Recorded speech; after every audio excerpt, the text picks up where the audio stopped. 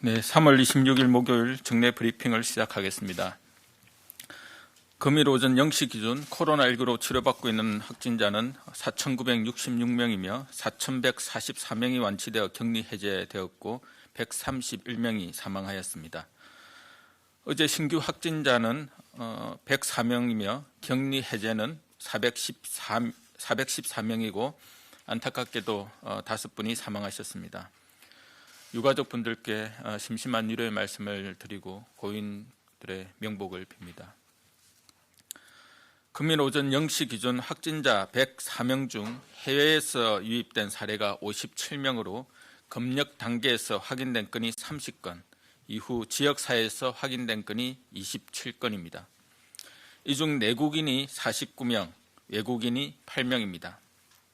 현재까지 조사가 완료된 해외 유입 관련 사례는 총 284건이며 이 중 내국인이 253명으로 90%, 외국인이 21명으로 10%를 차지하고 있습니다. 오늘 국무총리 주재로 열린 중대본 회의에서는 자가격리 실효성 강화 방안, 부산, 대구, 울산, 경북, 경남의 사회적 거리두기 이행 상황, 요양병원 감염관리 및 지원 방안, 마스크 수급 동향 등을 보고받고 논의하였습니다. 정세균 총리는 해외 입국자 자가격리가 철저히 관리될 수 있도록 중앙과 지방이 적극 협조할 것과 전담 공무원 지정, 위치정보 시스템 활용 등을 통해 무단 이탈을 철저히 관리하고 자가격리 위반 시에는 무관용 원칙에 따라 고발 조치, 강제 출국 등 엄중 조치를 취할 것을 강조하였습니다. 또한 개학이 다가오면서 자녀들을 학원에 보내시는 부모님들이 조금씩 늘고 있는데 적어도 다음 주말까지는 학원에 보내지 않는 것이 가장 바람직하며 교육부와 관계기관에서는 학원들의 방역 지침 이행 여부를 집중 점검해 줄 것을 당부하였습니다. 오늘은 국민들에게 강화된 사회적 거리두기를 실천하자고 호소한 지 5일째가 되는 날입니다. 어제는 전국적으로 유흥시설 12,302개소, 노래방 7,652개소 등 총 52,216개소에 대해 점검을 실시하였고 방역 지침을 위반한 4,344곳에는 행정지도를 실시하였습니다. 오늘 중대본 회의에서는 영남권역인 부산, 대구, 울산, 경북, 경남의 사회적 거리두기 이행 사항을 중점적으로 점검하였습니다. 시도지사 담화문 발표, 지자체 특색에 맞는 범시민운동가 캠페인 등 전방위적 홍보를 통해 시민들의 강화된 사회적 거리두기 참여를 적극적으로 독려하고 있습니다. 종교시설, 유흥시설 등 고위험 사업장에 대해서는 시도, 경찰청이 공주하는 전담 점검반을 구성하여 철저히 점검하고 더불어 코로나19 장기화로 인한 취약계층, 소상공인의 어려움을 지원하기 위해 긴급 민생지원금, 소상공인 경영 안정자금 지원, 지역상품권 특별 할인 판매 등 지자체별 여건에 맞는 지원 정책도 적극적으로 실시하고 있음을 확인하였습니다.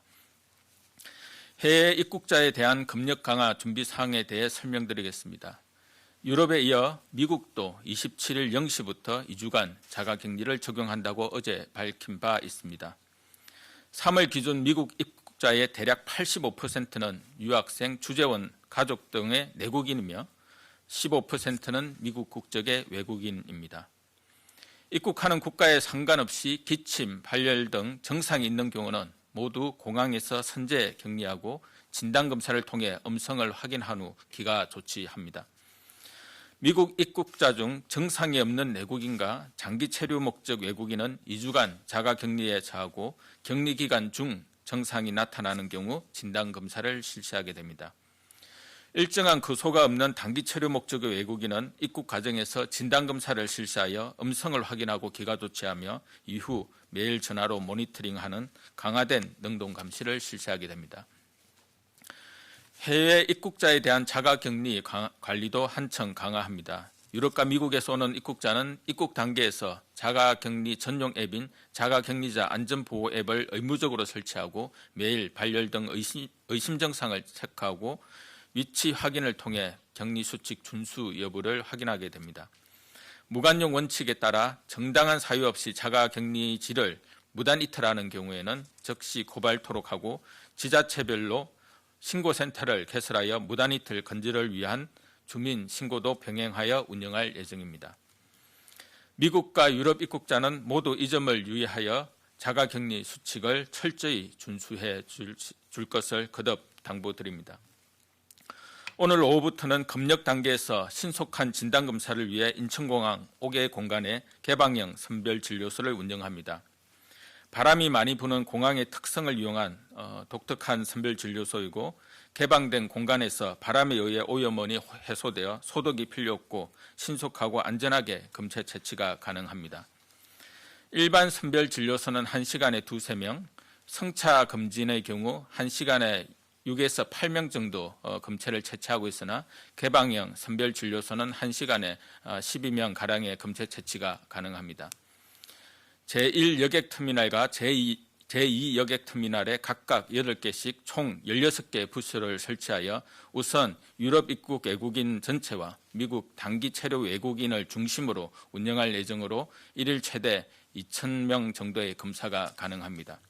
선별진료소에는 공중보건의사 10명, 자원봉사 간호사 및 임상병리사 31명, 군인인력 35명, 건강보험공단 직원 8명을 배치하였습니다. 코로나19가 세계적으로 대유행되면서 외국에서 입국하는 모든 사람이 코로나19에 감염 가능성이 있습니다. 따라서 미국, 유럽 이외의 외국에서 들어온 경우도 항상 마스크를 착용하고 14일간 외출을 자제하는 성숙한 의식을 보여주실 것을 당부드립니다. 정부는 해외 입국자의 위험도를 계속 예의주시하면서 추가적인 검역 강화 등의 조치를 검토해 나가고 있습니다. 요양병원 간병인에 대한 감염 관리 강화 방안과 지원 방안에 대해 설명드리겠습니다. 요양병원 간병인은 환자의 일상 접촉이 많은 등 감염 시 위험성이 높음에도 병원에 직접 고용되지 않아 감염 관리에 어려움이 있습니다. 이에 3월 20일부터 요양병원 점검 시스템 구축 운영을 통해 요양병원이 한시적으로 간병인의 인적 사항을 등록토록 하고 일일 건강 상태 확인 및 유증상 시 업무 배제를 체계화한 바 있습니다.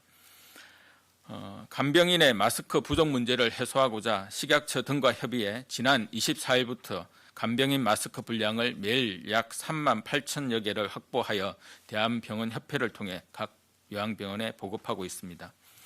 더불어 신규 간병인은 코로나19 진단검사 실시를 의무화하고 그 결과를 확인 후 근무토록 해서 합니다.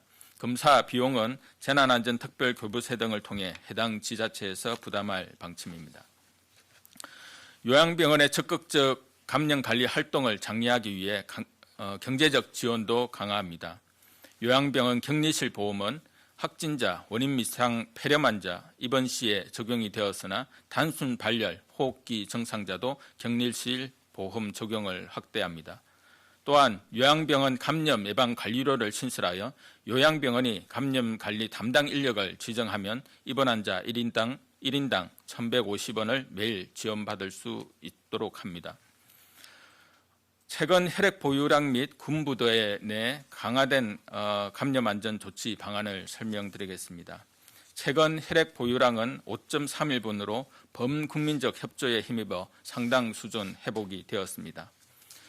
다만 최근 강화된 사회적 거리두기로 개인 헌혈이 어렵고 그동안 코로나19 확산으로 감소 추세이던 혈액 사용이 정상화되면 위기 상황이 또한 또다시 반복될 우려가 있습니다. 소중한 생명을 나누는 헌혈에 지속적 동참을 부탁드리며 보건복지부는 안전한 체열 환경 조성에 최선을 다하겠습니다.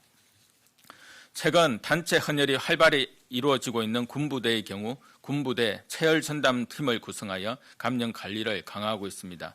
3월 25일부터 본인뿐 아니라 동거인도 코로나19 지역 전파, 국가, 지역 및 특별 재난 지역을 2주 이내 방문했거나 확진자, 자가 격리자와 2주 이내 접촉 사실이 있는 경우 군부대 체열에 참여할 수 없도록 하고 있습니다. 4월 5일까지 강화된 사회적 거리두기 실천이 이제 5일차에 접어들었습니다. 코로나19 확진 환자 발생이 수치상으로는 줄어들고 있으나 아직 안심할 수 있는 사항이 아닙니다. 수도권과 대구, 경북의 확진자 발생은 꾸준히 꾸준한 상태이며 이에 지역에서도 산발적인 감염 사례가 확인되고 있습니다.